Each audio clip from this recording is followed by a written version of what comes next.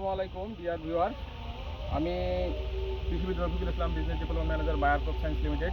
আজকে হচ্ছে 14ই জুন 2026 সাল। এরকম একটা সময়ে বগুড়া জেলা শিবগঞ্জ উপজেলায় একটা মরিচের মাঠে আমি উপস্থিত আছি। আমার সামনে উপস্থিত আছেন একজন নার্সারি ওনার এবং একজন কৃষি উদ্যোক্তা এবং বেসিক্যালি চাষি পর্যায়ে ভালো ভালো প্রোডাক্টের প্রমোশন করে রাশিদুল আছে আমার কাছে।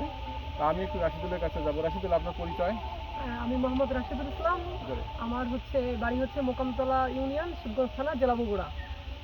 আপনি তো বাইরের অনেক প্রোডাক্টের সাথে নিজে পরিচিত, তাই না? জি, আমি সারা বছরে কোনো না কোনো প্রোডাক্টের সাথে জড়িত, সরাসরি আমাদের সাথে কানেক্টিভিটি। তো আমরা আজকে একটা মরিচের মাঠে আসছি, যেহেতু বগুড়াতে হচ্ছে মরিচ একটা জনপ্রিয় ফসল। আর এই শিবগঞ্জ থেকে শুরু করে এই সাইডটা হচ্ছে বিশেষ করে সামার গরমের সময়, শীতের পরেই লাগায়। এই সময় এটা বেসিক্যালি বর্ষাকালে আমাদের মরিচের চাহিদা পূরণ করে। তা বায়ার ক্রপ সায়েন্স এবছরে বিশেষ করে 2025 সালের সেপ্টেম্বরে একটা মরিচ মার্কেটে লঞ্চ করেছিল, সেটা হচ্ছে 1452।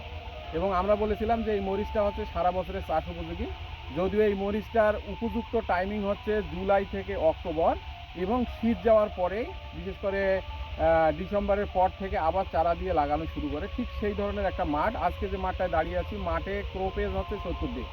দ্বিতীয় দিন চাষি ভাইয়েরা এই সাইডে হারভেস্ট করেছে। আজকে দ্বিতীয় দিন হারভেস্ট করছে, তার মানে প্রথম দিন শেষ, দ্বিতীয় দিন। তো এই মুহূর্তে কিছু অংশ বাকি আছে। আমার পাশাপাশি যে একজন এন্টারপ্রেনিউয়ার এবং ইনফ্লুয়েন্সার ফার্মার রাশিদুল আছে, এবং পাশাপাশি আমাদের কৃষক ভাই নিজেও কিন্তু জমিতে স্প্রে করতেছে। উনি কিন্তু আমাদের বিশেষ করে ওনার ভাই একজন বীজ ব্যবসায়ী, পাশাপাশি সার কীটনাশক বিক্রি করে এই এলাকায়, ওনাদের জমি, তাই না? আজকে কিন্তু এই জমির একটা অংশ কিন্তু বিক্রি হয়ে গেছে, তাই না? আপনার এই পাশটা তোলা বাকি আছে। তো আমি একটু জানতে চাবো যে আপনার এই মরিচটা কেমন? মরিচ ভালো, তাই না? ঝাল কেমন মরিচটায়? ঝাল নেই। তো আজকে যদি ওই সাইডে তুলছেন, এই সাইডটা দ্বিতীয় তোলার জন্য অপেক্ষায়। এটা হয়তো আজকেও তুলতেন, কালকে হয়তো সকালবেলার মধ্যে তুলে ফেলবেন, তাই না? তো রাশিদুল ভাই, আপনার ওখানে কয়েকটা মরিচ আছে, আপনি একটু দেখে মরিচটার একটু বৈশিষ্ট্যটাগুলো বলবেন। এখানে একটু ক্লোজলি দেখান। এখানে দেখান, এই মরিচটা হচ্ছে আপনি গাঢ় সবুজ একটা মরিচ।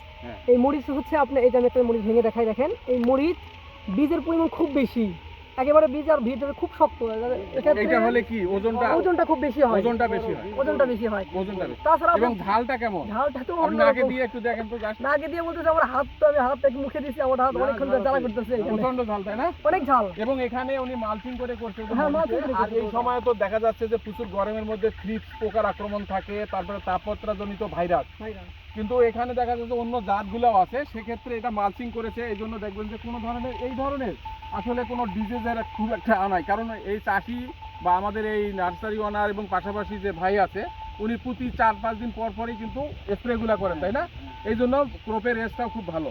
তা আমি মনে করি যে মার্কেটে যে এই যে মরিচটার যে ওজন এবং ঝাল এবং যে গ্রোথ দেখা যাচ্ছে, এটা এই এলাকার উপযোগী, চাষিদের জন্য উপযোগী। তো মানে আমি আমাদের এলাকায় আমি যতটুকু জানি, আমার যেহেতু নিজের সাথে সম্পর্কিত, চাষির সাথে সম্পর্কিত, মানে এই জমির মতো আমি দেখলাম না যে কোনো জমি মরিচ আছে এরকম, যেহেতু এটা মালচিং করা আছে। পিছনের দিকে ওই গাছটা একটু দেখেন, এই যে দেখেন গাছটা ছোট সাইজ, একেবারে ছোট গাছ, কি পরিমাণ ফল, মাঝারি লেন্থের, এবং মরিচের ওজনটা খুবই ভালো। আর গাছটা কিন্তু ছাতার মতো, কিন্তু গাছটা কিন্তু ছাতার মতো। এটা আস্তে আস্তে কিন্তু বড় হবে।